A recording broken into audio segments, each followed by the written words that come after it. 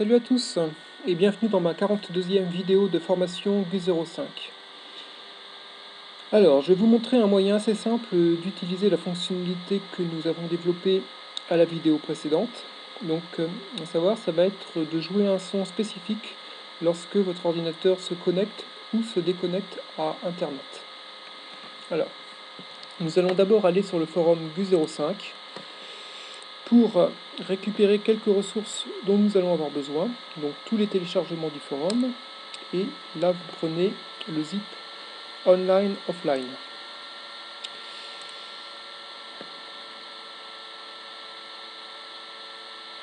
Voilà. Donc le voilà, je le dézip. Et dedans, donc, nous trouvons deux fichiers web et deux fichiers d'icônes. Alors, les fichiers web, offline.wav et online.wav, seront joués respectivement lorsque votre ordinateur passera du statut de déconnecté à connecté, enfin connecté à déconnecté, et inversement. Donc si je joue offline.wav, voilà ce que j'obtiens, et online.wav, voilà. Bien sûr, vous pouvez remplacer par n'importe quel autre fichier web. Alors, je vais d'abord les placer là où il faut dans notre workspace. Alors, nous allons dans le répertoire route, sound, voilà, et icône, voilà. Donc, je n'ai plus besoin de ceci. Et maintenant, donc, je vais pouvoir créer donc, ma nouvelle entité qui va reprendre en fait le nom de l'entité précédente, Charlie Watch Internet Connection. On va simplement rajouter Sound. Voilà. Donc ça va être une entité unique qu'on ajoutera au démarrage de l'application.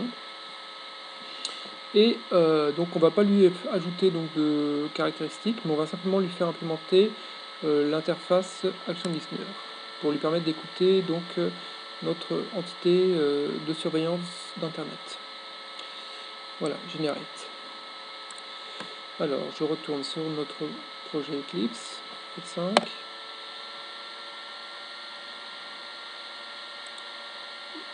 Oui, voilà.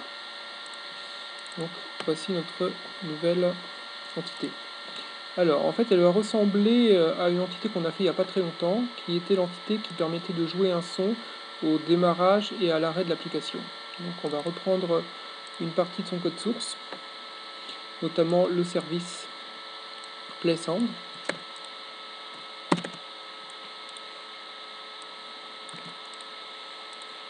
Voilà. Et aussi la méthode Play qui permet donc de jouer les sons. Voilà. Alors, ensuite, on va rajouter un deuxième service qui va être service Watch, qui va correspondre à l'entité précédente que nous avions développée, qui génère des exceptions lorsqu'il y a un changement de statut d'Internet, et qui permet donc, grâce à la caractéristique filter, d'avoir connaissance du statut Internet. Voilà, donc je récupère le nom. Voilà, et donc cette entité va écouter les événements en provenance de cette autre entité. Donc on va faire ceci grâce à watch.addActionListener.this. Voilà. Donc à chaque fois qu'il y aura un événement offline ou online qui proviendra donc de Watch Internet Connection, on aura notre méthode ActionPerform qui sera appelée. Pour connaître l'événement concerné, il suffit donc de récupérer cette information grâce à la méthode getActionCommand de notre événement. Voilà. Donc après ça, on fait juste un petit test. Si notre événement correspond à online, à ce moment-là, on va jouer le son qui correspond à l'identifiant online, donc le wave online.wave. Sinon, voilà, je rajoute là. Sinon, si on est avec l'événement offline, on jouera le son offline. Voilà. Et bien, je compile. Et je peux tester cette nouvelle fonctionnalité très simplement, donc en relançant l'application. Voilà, donc là on a le son qui se joue au démarrage de l'application. Et donc pour tester notre nouvelle fonctionnalité, donc, il suffit simplement donc, de débrancher par exemple le câble internet, ce que je fais à l'instant. Voilà, donc on entend le bruit de déconnexion. Et si je le rebranche, donc là le temps que la connexion revienne, voilà, je recommence.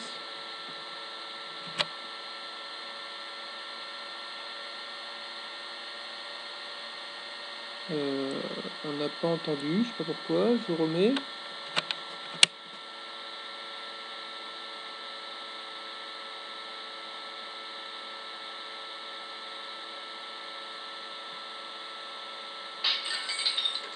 Voilà, ça a pris un peu de temps, je sais pas pourquoi. Je recommence. Voilà, là on entend directement le bruit de verre. Et si je remets la connexion, voilà, on entend directement.